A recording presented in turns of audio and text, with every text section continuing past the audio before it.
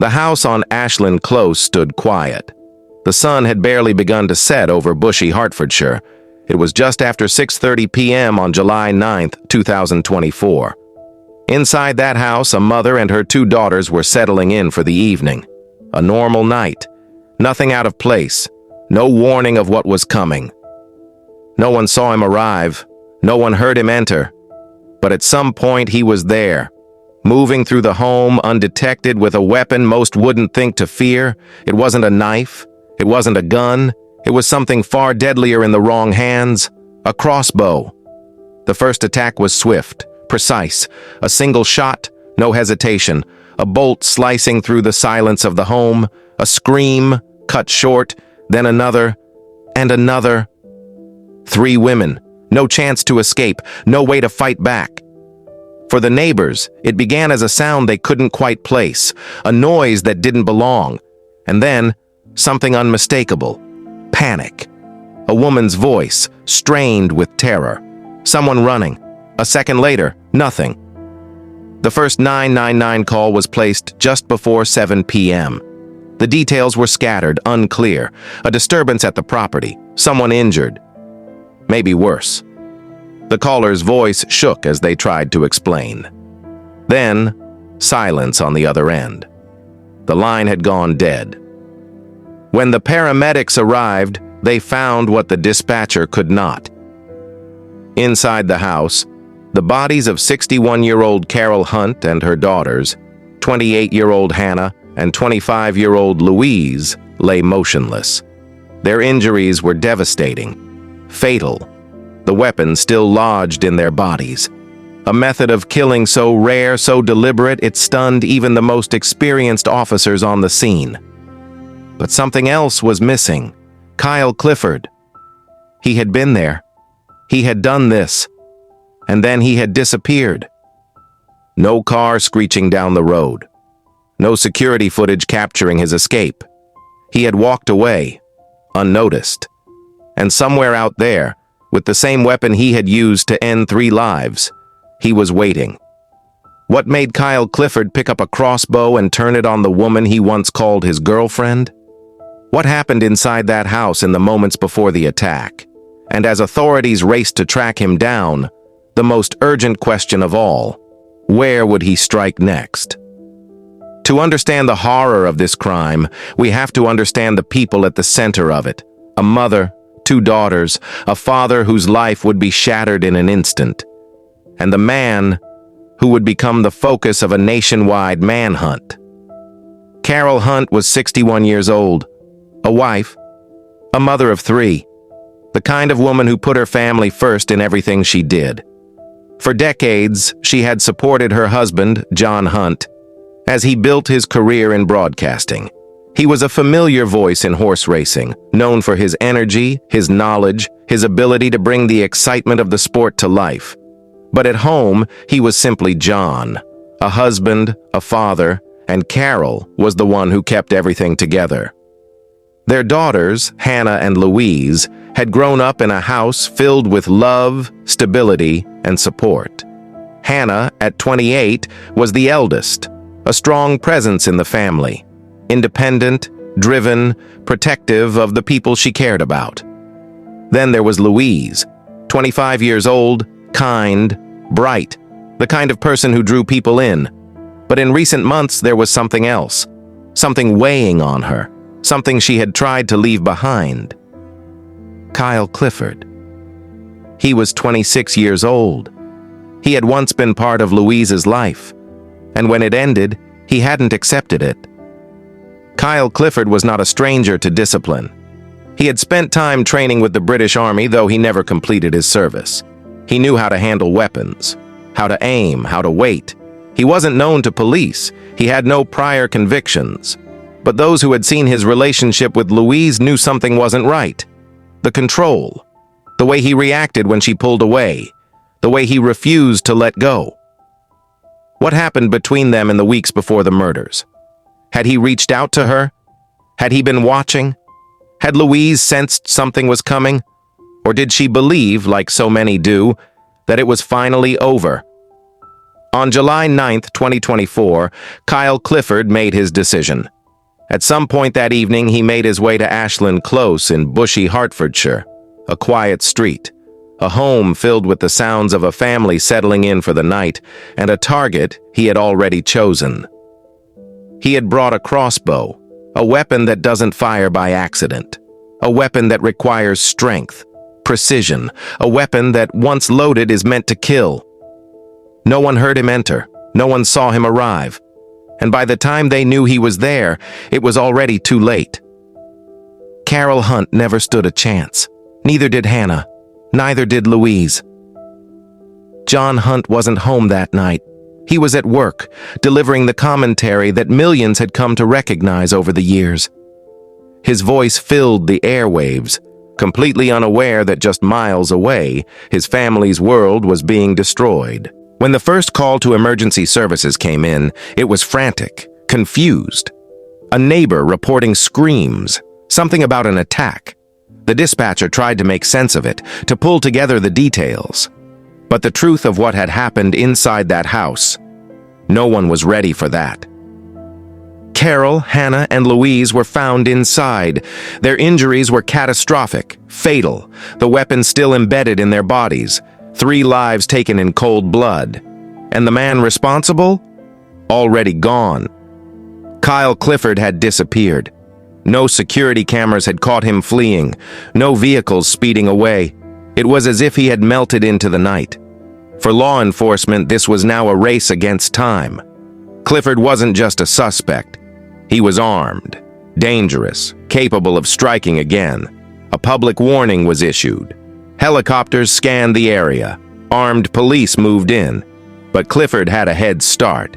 He knew where he was going, and when they finally found him, it was somewhere no one expected.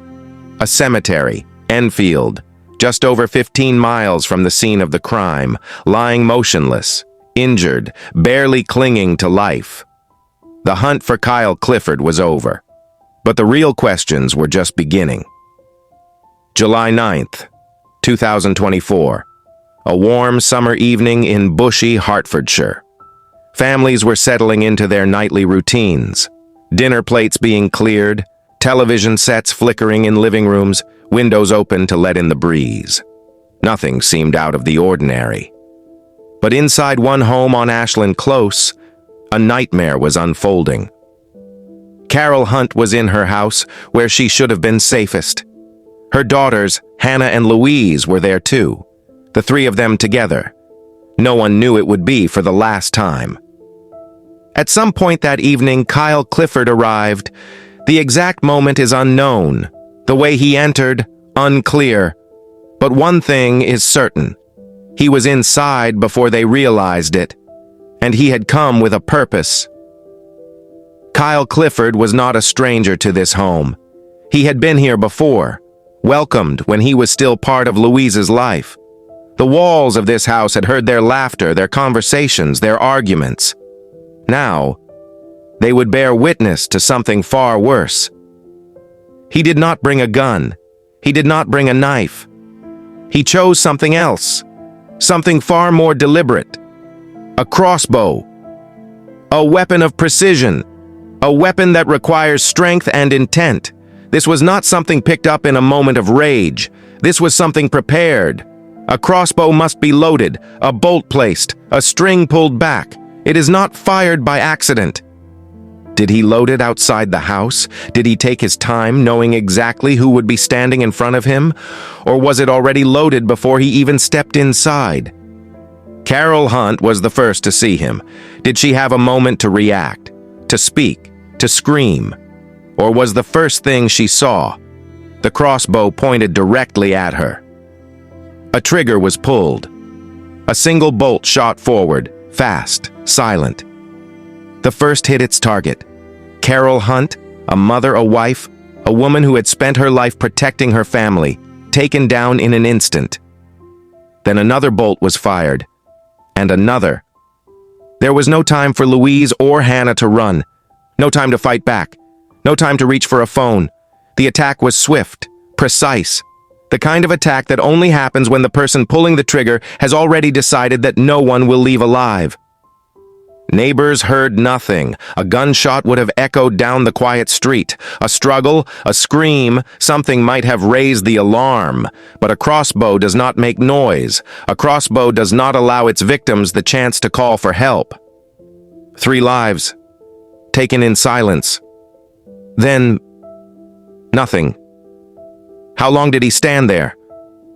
Did he look at what he had done? Did he check to make sure they were dead? Or did he turn and leave, stepping through the same door he had entered, vanishing into the night? No one saw him go. No one saw him at all. The first emergency call came just after 7 p.m. A frantic voice on the other end of the line. Neighbors reporting something was wrong.